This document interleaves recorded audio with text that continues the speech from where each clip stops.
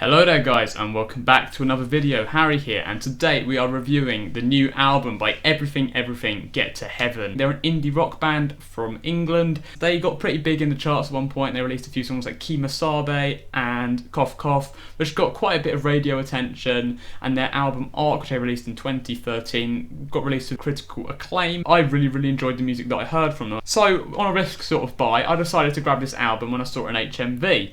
And I've had listened to it quite a lot, and I've had to listen to it quite a few times to try and get my head around what Jonathan Higgs, the lead singer of Everything, is trying to say throughout the album. And with a bit of help from the internet and a bit of just looking into the lyrics myself, I managed to piece together what I think the lyrics are about, and I feel like now is a perfect time to talk about this rather compelling album that is Get to Heaven. So without further ado, let's get straight into it. So, the first song is To The Blade. Now, To The Blade is a brilliant little song. It starts off with no instrumentation in the background at all. It is literally just Higgs's voice, and then suddenly this loud chorus comes in, which just is unexpected, booming, crying out, and you feel the emotion in it. It's got this haunting sound to it, and then there's this explosive riff that comes after it. This is honestly an incredible song. It's all about ISIS. It's lyrically very impressive, and that's a general thing for the whole album. Lyrically, this is an incredible album. After such a fantastic song as To The Blade, we got onto Distant Past, and Distant Past is honestly my favourite song on this album. It's got a very catchy sound to it. It's got a very sort of indie rock sound, but manages to fit in the electronics perfectly.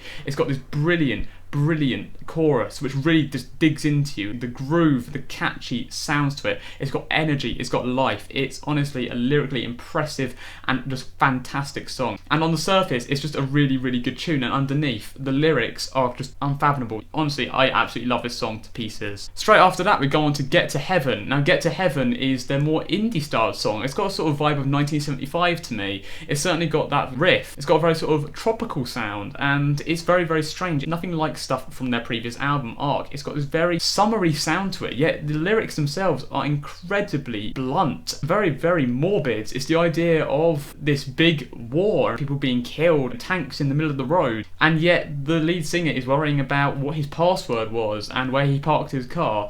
And it's such an incredible commentary on desensitization and how we panic about such little first world problem things when there's just far more going on to the world. There's a far bigger picture. I just absolutely fell in love with the tune, and this is honestly an incredible song which fits in perfectly on an indie rock style, but also manages to use that indie rock platform to really make something with a difference. After Get to Heaven, we get to Regret. Now, Regret is very much like the 2013 album Arc that they released. It's got sort of Kimasabe, sort of Cough Cough sort of feel to it. The vocal hook that grabs you right at the beginning with the regret. These fantastic falsettos that just feed through. They just have such a sort of smooth feel to them, and it just works fantastically against this punching sound.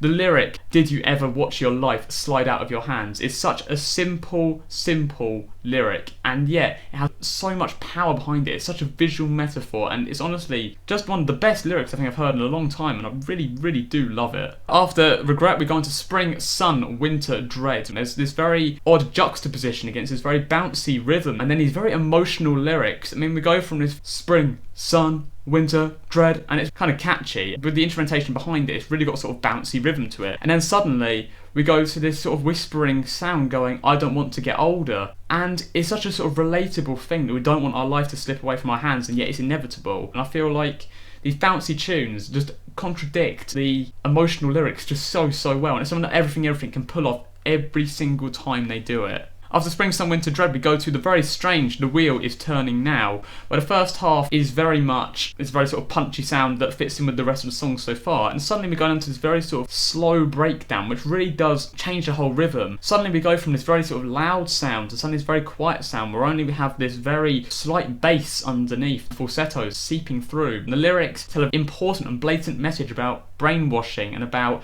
political power. I think the lyrics really are better than the tune in this case, but this song is still incredibly enjoyable, and it's certainly one that really does bring down the mood of the album, makes it very brooding, very dark, which works fantastically for the second half as we go into Fortune 500. Whilst not being my favourite song, it's certainly the best song instrumentally and emotionally. It's honestly got such a sort of terrifying thing behind it. It's got sort of adrenaline rushing sound. It's all about an assassination of the Queen and putting a drill through her head and then realising what they've done, and that moment of realising they've been told that they've won but they don't feel like they've won. It really did capture me emotionally. I felt like I was that person, and not a lot of songs can do that to me. Not a lot of songs can actually grab me by the heart and pull me into a situation. Yet Fortune 500 does it beautifully, while still managing to keep this upbeat, fantastic, catchy tune. It is honestly an amazing song. After Fortune 500, with its very sort of subtle, more brooding sound, we go on to Blast Doors, which has a sort of rap-like rant. It's very angry, it's very emotional,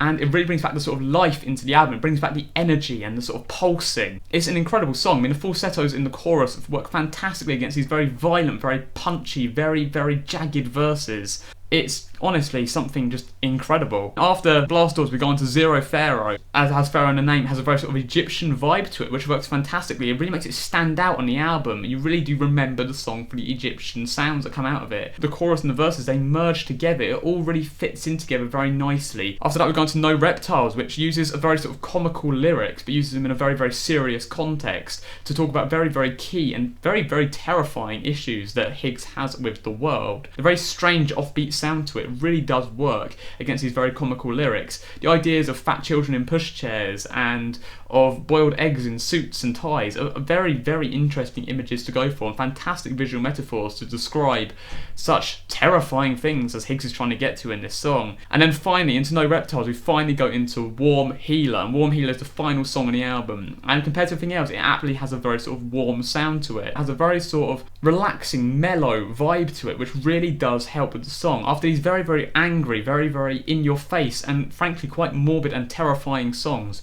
we have a very nice, very positive final song that really does leave the album on a really nice ending. The fade out at the end really does work to kind of relax you and bring you back down to a sort of mellow idea of getting back to heaven, which what the album is all about, is the idea of just getting back to a good time again.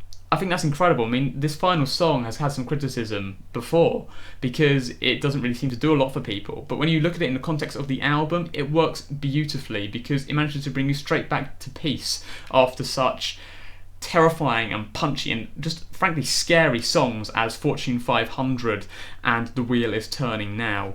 Overall, if you haven't guessed already, I would give this album an absolute and well-deserved 4 out of 4. This is honestly an incredible album, and whilst it certainly does have its criticisms, I feel like the album itself may not be received by everybody. It's got a very sort of acquired taste to it. But I think that when you look under that and you look at the lyrics, you look at the instrumentation, you look at the vocals, the falsettos and the melodies and how they perfectly fit into the song, and the emotion that goes into the song, you really do realise just how incredible of an album this is. There's so much packed into this one album that whilst it's an indie rock album on the surface, fantastic songs, brilliant tunes, stuff like Distant Past, Regret and Get to Heaven, underneath there's just a whole lot more to this album that's literally bubbling and just waiting to be released. When the lyrics take centre stage and they really do take over from the actual tune itself, that is when the album really comes into its own play. Overall, I honestly really do recommend you having a listen to this album. It took me a while to get into because before I kind of listened to it focusing on which songs were catchy, but when I actually listened to the whole album, it has such a fantastic sound to it. Once you see those lyrics and you actually listen to it further and you actually look into it deeply, this is honestly an album which has changed the way that I've seen music, and I cannot put into words just how much I've enjoyed this album and how much I appreciate the time and the effort and the messages behind it. So that was Everything Get to Heaven. I really hope you guys enjoyed that. I honestly love this album to pieces, and I really would love it if you guys go and check it out. It's all available on iTunes, Spotify now. As I said, it's not going to be for everybody, so it's worth having a listen to first. But honestly, you just have to appreciate the lyrics behind this because this album is honestly incredible. But that's all for now, people. Thank you very, very much for watching, and I will see you next time. Goodbye.